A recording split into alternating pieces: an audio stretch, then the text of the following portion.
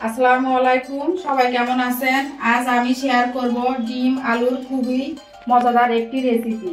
এই রেসিপি খুবই সাধারণ, তবে খেতে অসাধারণ লাগে। অল্প উপকরণে ঝটপট তৈরি করে নেওয়া যায়। খুবই সহজভাবে রান্না করব। আমি ডিম আলু রেসিপি করার জন্য এখানে আমি চারটা ডিম এভাবে কেটে নিয়েছি। এখানে আমি 3টা আলু কেটে নিয়েছি, এইভাবে টুকরা করে নিয়েছি। ছোট ছোট করে কুচি করে নিয়েছি। এখানে 2টা ছোট মাঝারি সাইজের পেঁয়াজ কুচি করে নিয়েছি। 4টা কাঁচামরিচ, 1 চামচ পেঁয়াজ বাটা, 1/2 চামচ রসুন বাটা, 1/2 চামচ আদা বাটা নিয়েছি। এখন চলে আসি মূল রান্নায়। এখানে একটা প্যান বসিয়ে দিয়েছি। প্যানটা গরম হয়ে গিয়েছে। এখন আমি পরিমাণ মতো তেল দিয়ে দেব।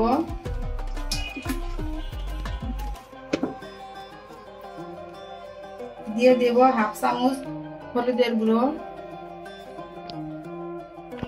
পরিমাণ মতো লবণ।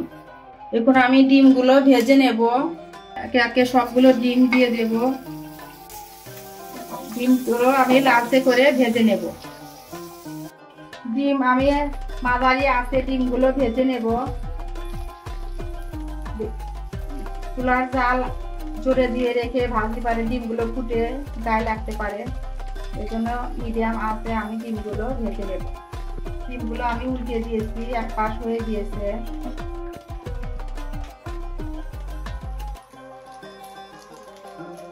এই পাশ হলে ডিমগুলো আমি নামিয়ে ফেলবো।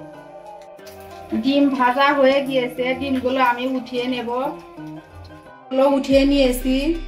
এখন আমি এই তেলের ভিতরে এই যে কেটে রাখা ধুয়ে পরিষ্কার করা আলুগুলো ভেজে নেব।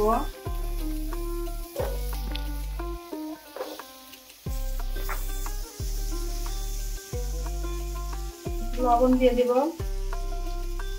এই আলুগুলো আমি একটু লালচে করে ভেজে নেব। আলু আমি লালচে করে ভেজে নিয়েছি, দেখতেই পাচ্ছেন আলুর কালারটা কিন্তু চেঞ্জ হয়ে গিয়েছে। আর বেশি ভাজবো না। এখন আমি আলুটা উঠিয়ে নেব। চুলায় কড়াই বসিয়ে দিয়েছি, কড়াইটা গরম হয়ে গিয়েছে। এখন আমি পরিমাণ মতো তেল দিয়ে দেব। তেলটা দিয়ে দিলাম। এখন আমি 1/2 চামচ পরিমাণ আস্ত গোটা জিরা দিয়ে দিলাম। জিরাটা আমি 2-3 সেকেন্ড একটু ভেজে নেব। এখন কেটে রাখা পেঁয়াজ কুচিগুলো দিয়ে দিব। পেঁয়াজটা একটু লালচে করে ভাজবো, বেশি লালচে করবো না। পেঁয়াজ লালচে করে ভেজে নিয়েছি। এখন আমি সবগুলো বাটা মশলা দিয়ে দিলাম। 1 চামচ পেঁয়াজ বাটা, 1/2 চামচ আদা বাটা, 1/2 চামচ রসুন বাটা দিয়ে তেলের সাথে পেঁয়াজের সাথে ভালোভাবে নেড়ে চেড়ে ভেজে নেব।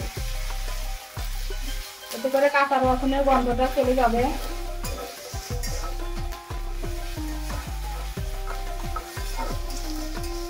মশলাটা আমি 1 মিনিট পেঁয়াজের সাথে ভালোভাবে কষিয়ে নিয়েছি আর কি ভেজে নিয়েছি। আমি আদা রসুন পেঁয়াজ বাটাটা পেঁয়াজের সাথে ভালোভাবে ভেজে নিয়েছি। দিয়ে দিলাম হলুদের গুঁড়া 1/2 চামচ, ধনিয়ার গুঁড়া 1/2 চামচ, জিরার গুঁড়া 1/2 চামচ। এখন দিয়ে দেব লাল মরিচের গুঁড়ো 1 চামচ। মশলাটা যাতে পুড়ে না যায় আমি এখন অল্প করে একটু পানি দিয়ে দিলাম। এখন মশলাটা ভালোভাবে নেড়ে চেড়ে নেব। 2-3 মিনিট আমি ভালোভাবে মশলাটা কষিয়ে নেব। ঢাকনাটা ঢেকে দিলাম। কিছুক্ষণ পর ফিরে আসবো। মশলা কষানো হয়ে গিয়েছে, তেলটা ছেড়ে দিয়েছে, তেল উপরে উঠেছে। এখন আমি ভেজে রাখা আলুগুলো দিয়ে দিলাম। মশলার সাথে ভালোভাবে মিশিয়ে নেব।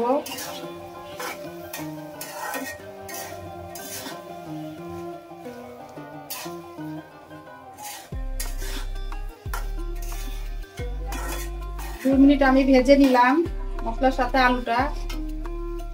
এখন আমি সামান্য পরিমাণে একটু পানি দিয়ে দেব। অল্প পরিমাণে একটু পানি দিয়ে দিলাম।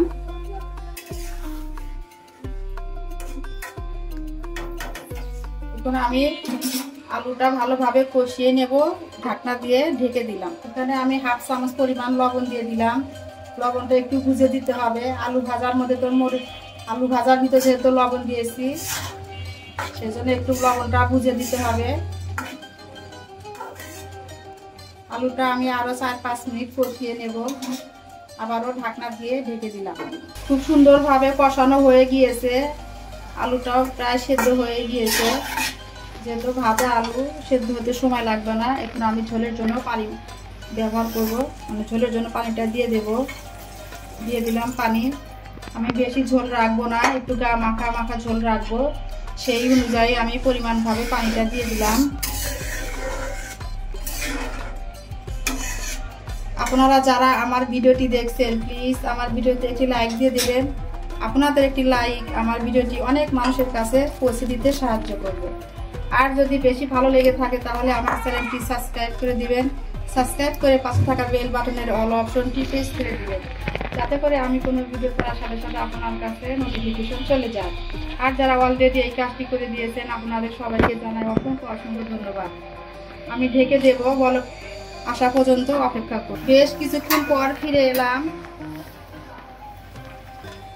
তরকারি ঝোলটা বলক চলে এসেছে। এখন আমি ভেজে রাখা ডিমগুলো দিয়ে দিলাম। এখন আমি 4টা কাঁচামরিচ দিয়ে দিলাম, দিয়ে আবারও আমি 2 মিনিটের জন্য ঢেকে রান্না করব। তরকারিটা প্রায় হয়ে গিয়েছে। এখন আমি 1 চামচ ভাজা জিরা উপর দিয়ে দিলাম, এতে করে সুন্দর একটা ফ্লেভার আসবে আর তরকারিটা খেতেও অনেক মজা লাগবে। এভাবে আলু দিয়ে ডিম রান্না করলে বাচ্চারা খেতে খুবই পছন্দ করে।